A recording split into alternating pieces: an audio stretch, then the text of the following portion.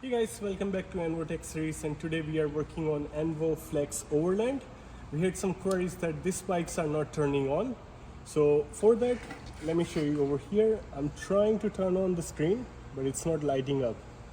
So for that, what I want you to do is to fold the frame and take this plastic thing out. Okay, they should be here attached with the Phillips screwdriver. So you take those both plate out from here and here with the Phillips screwdriver, and you will have the frame. Okay, now if you go over here, that's the power connector point. As you can see, that's loose, so I want you to insert it completely and then look for another cable, which is this big one.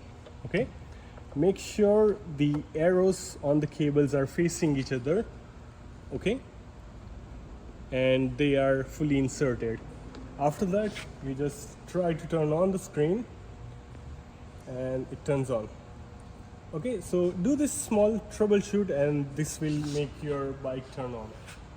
And once you are done, you could put all the cables inside the frame, and then you could use the Phillips screwdriver to enclose them, and then you're good to go.